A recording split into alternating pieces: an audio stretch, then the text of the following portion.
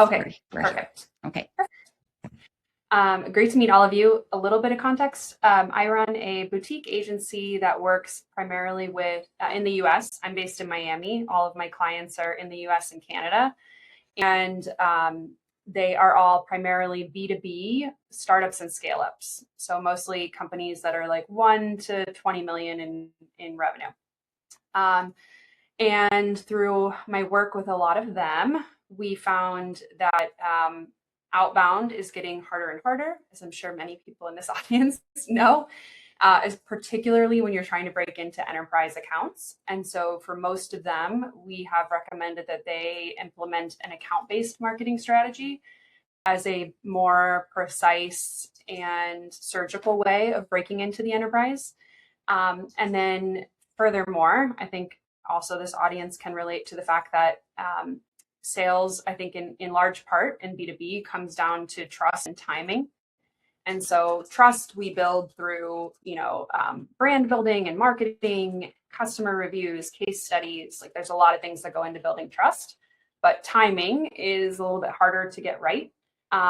When I was looking for tools for our customers, like from a consulting perspective, that could help us meet the needs of that timing problem, I found that a lot of them were surface level, like companies received funding or something like that, which is helpful to know, but we maybe needed different, more precise signals for their sales strategy. Every company, of course, cares about different signals. Like different signals would indicate a better likelihood of them providing value to that account. So I found some tools just were too surface level and didn't give us enough precision to execute on.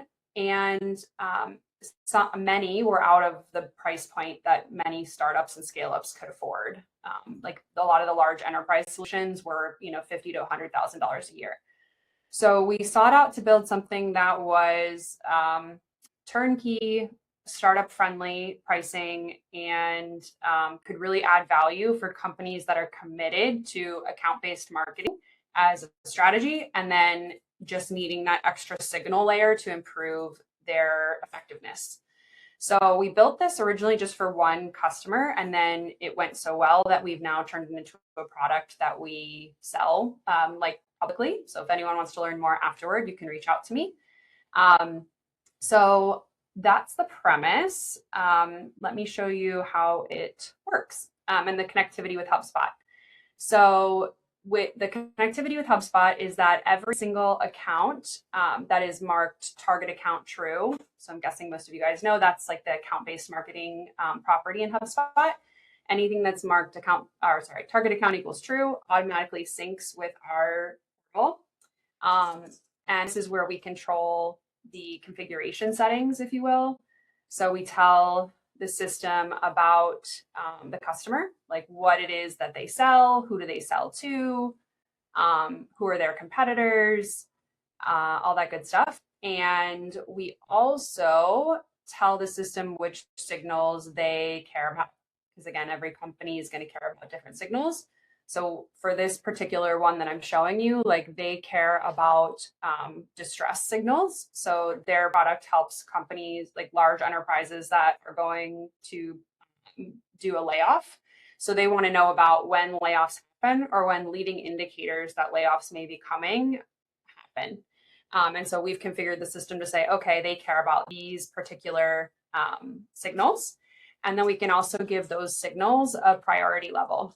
Like, are they, because I'm sure you guys can imagine too, like not every signal that we care about has the same weight in our opinion that would have influence on the sale. So we tell it what signals they want to track, what priority level, and then all of that combined information. So like who are the target accounts, what are the signals, how does it map to their sales motion? That's consistently running. I want to say we run this right now every 8 hours just for like cost perspective. So it's near real time. So every 8 hours we run, perform a run where we're ingesting some paid data sources and some free data sources to come up with this signal, to find the signals, basically to source the signals. Then we go through a process of verifying the signal or giving it a confidence score, because I'm sure you guys can also imagine not every news source is created equal. So if it's on Bloomberg.com versus, some lesser well-known website, like we give a confidence scoring so that we're only passing through high confidence signals. And those come through. So we have a pretty dashboard. You can see everything in the UI, but I was pretty adamant that I didn't think salespeople wanted to learn one more tool. So we're delivering the information where the sales reps already work. So we push it through to Slack or Teams and to HubSpot. This is an example of like what a Slack notification looks like once we find an alert. So it'll say, okay, there's been an acquisition detected at this account. NetApp is acquiring data Pelago. It'll also give the salesperson context on like why this is an opportunity. It's kind of like sales for dummies a little bit. Like, why does this signal matter to what you're selling? And then what should you do about it? Like, what should be your first move? And we tell them who to reach out to. I'm guessing many of your clients also have more than one buyer that's part of the buying center. So depending on the news, we might say to reach out to the CHRO. Sometimes we might say to reach out to the CFO. So like that's all mapping in the back end. And then again, there's a confidence rating here that this is a good news source. We can also add the contact information if the customer has an Apollo or a Zoom Info license or something like that. This particular client didn't add that yet because they're going to have to pay extra for the Zoom Info API. But when they want to, we can also just give them the total rewards person's name and email directly in Slack too. And then from here, they can see the source was investing.com. They can click here, read the article so they can dig into it more. And then they can click view in HubSpot and it will open up the HubSpot account record for them. And this is where it shows them, we have it creating a note on the account so that it's part of like the account's forever kind of news feed, if you will. So you can see the information as a note. And then we also assign a task to the sales rep so that they don't forget to follow up on that intelligence. The other cool thing that we've done is we added these rating buttons, helpful, not helpful, so that we have a continuous learning loop happening with the information. So the reps, can rate it helpful or not. And then if it's not helpful, they tell us why. And so that's constantly feeding back into the model and making it smarter. And then the other thing we do that's pretty cool, in my opinion, is I think we can all relate. Maybe I have to go down. Yeah, here it is making sure that people are actually using the information. So we have an accountability feature built in as well. So at the end of every week, we send out a report that looks like this, that shows all of the accounts that received signals in the last week. Did the sales reps act on them or not? And it's actually looking for, inside of HubSpot, it's looking for logged calls, emails, LinkedIn messages, like some kind of evidence that they actually followed up on that intelligence. So this accountability feature has really helped us make sure the reps are leveraging the information, and management really likes it. And then where we're going next with this is adding a layer of what I'm calling surround sound.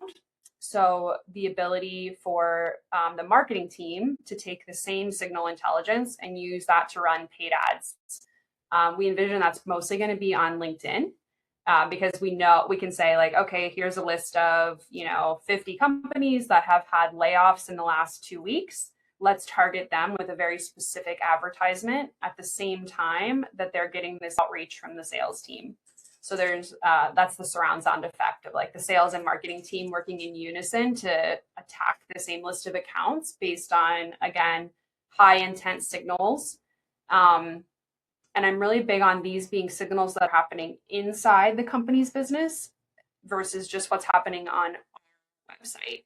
Like the first party data is not insignificant, but for a lot of startups and scale ups, they don't have a lot of first party data yet. They don't have a ton of web visitors. So the third party nature of this being things that are happening in the prospective customer's business makes it more likely that they have, real intelligence that they can act on. Think I covered everything, but I'm happy to answer any questions. Amazing. Super impressive. So we did have a question from Ricardo. Um, did you learn from the contact closing or not? Is that like inside? Oh, like has it attributed more like deals and revenue? Is that I think that's the question basically. Mm, Is that fair? Okay, I just saw yeah. yes. Mhm. Yes, we have noticed that it is improving our ability to create pipeline or deals and then also to close deals on our account-based marketing list.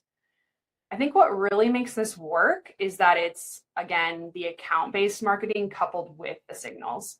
Because I think many of you guys know you could use a lot of tools out there to track like every layoff. But if you're tracking every layoff in America, it's a lot of data, especially right now. So being more precise with like this is our our absolute target list and we're going to go all in on it. I think that coupled with the signals is what's making Mhm. this work. Nice.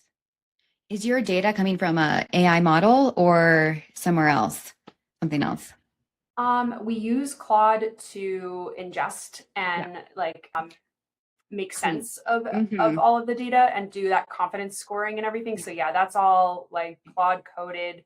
But I actually have a partner that's an engineer, so he's a Claude coder, but like a true coder too. For sure. Um, Mm-hmm. but and some of the data sources we ingest are paid. Like we are actually paying Oh, for certain data yeah. feeds, and then there are some that are just free and open source.